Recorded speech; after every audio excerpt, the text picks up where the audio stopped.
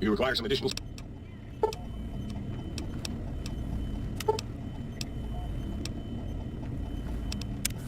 You require some additional...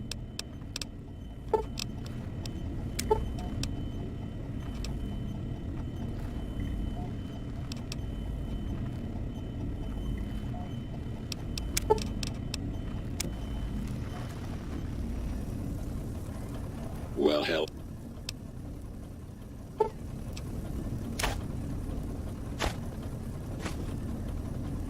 Baby, don't believe a word that thing says. She's all lies.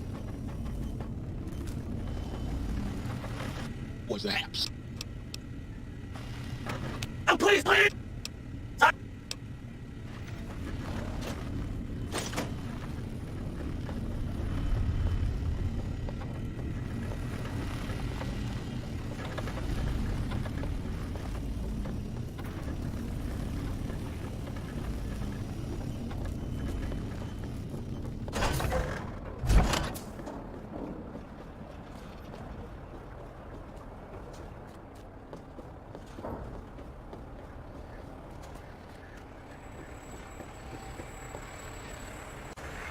The lobotomite return.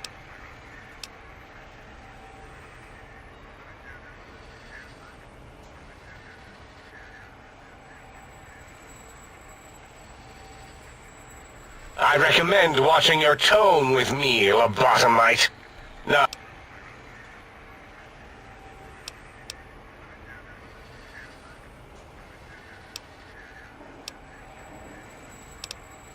And...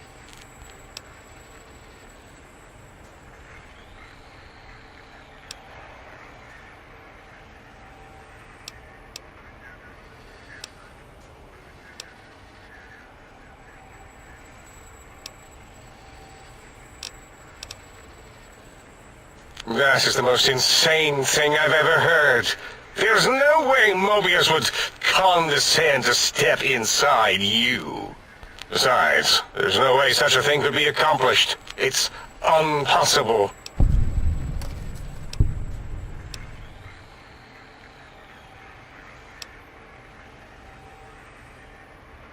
You speak the truth, and the decibel variation in your voice, it is Mobius. How dare you breach the think tank? And what do you want here?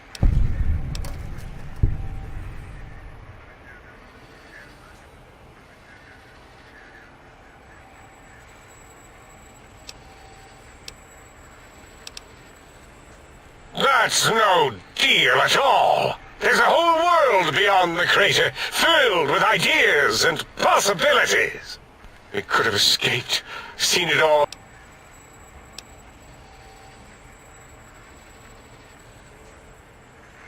Partner with you? My foe? My rival? My foremost critic?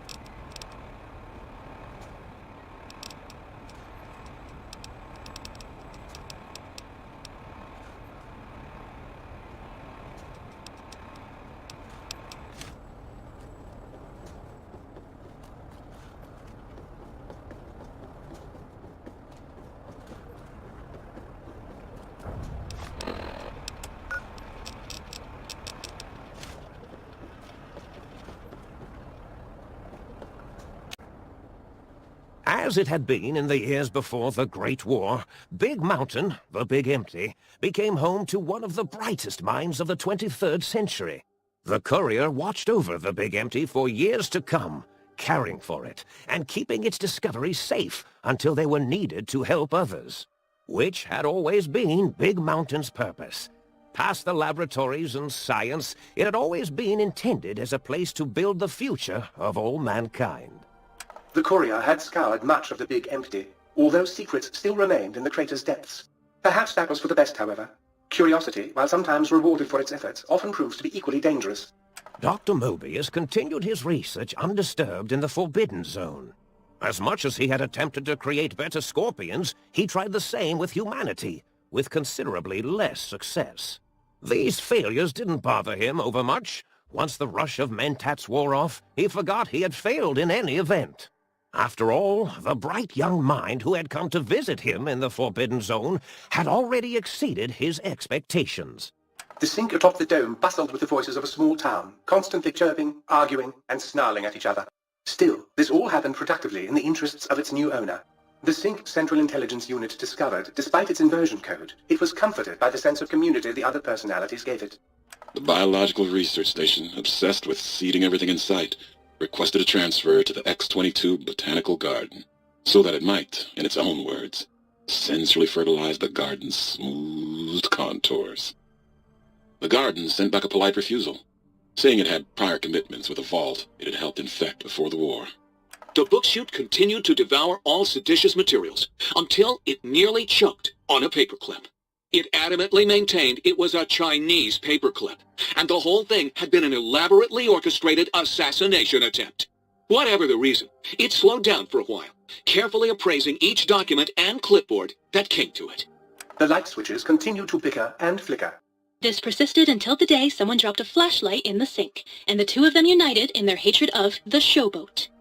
One of them eventually transferred to the Lightwave Dynamics plant, and began a long, unrequited affair with one of the holograms. The sink continued to ruthlessly scrub any particulate matter that came near it. Eventually, it gained access to the magnetohydraulics plant and nearly flooded all the Big Empty in an attempt to scrub the crater clean. Once it learned of the innovative toxins plant, however, it gained new purpose.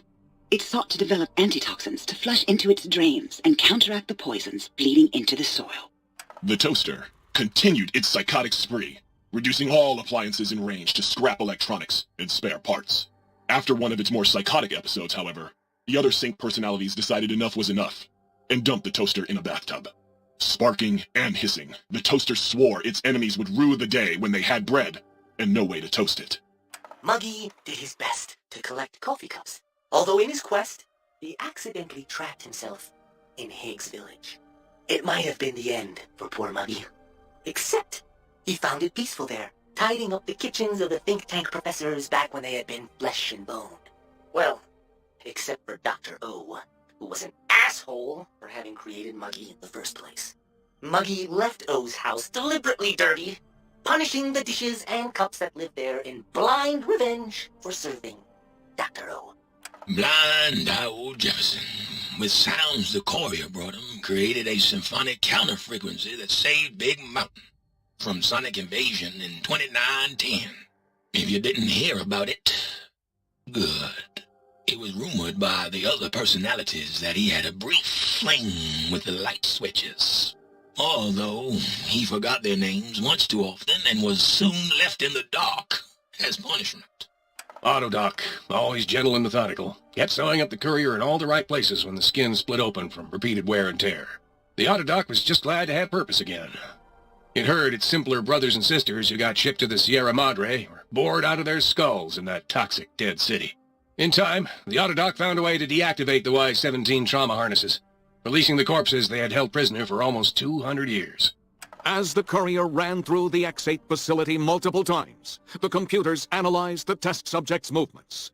Rather than performing a superficial observation, they realized the subject barely knew what communism was, or even what a high school was.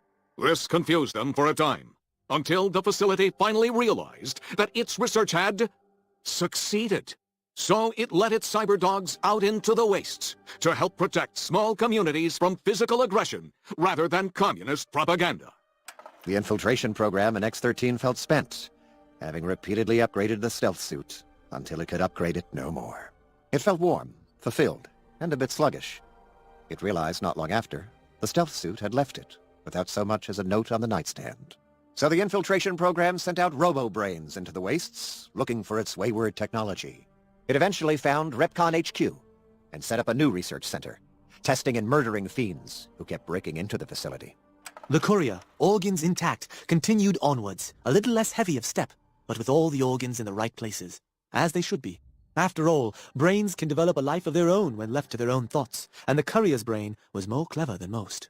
Dr. Klein and the think tank remained alive, Unaware of the world outside, they looped through their daily routine, none the wiser about the world beyond, although perhaps wiser was the wrong word. The world outside belonged to the courier, and if anyone would shape it, well, the courier had already called dibs. There is an expression in the wasteland, old world blues. It refers to those so obsessed with the past they can't see the present, much less the future, for what it is. They stare into the what was, eyes like pilot lights, guttering and spent, as the realities of their world continue on around them. Science is a long, steady progression into the future. What may seem a sudden event often isn't felt for years, even centuries, to come.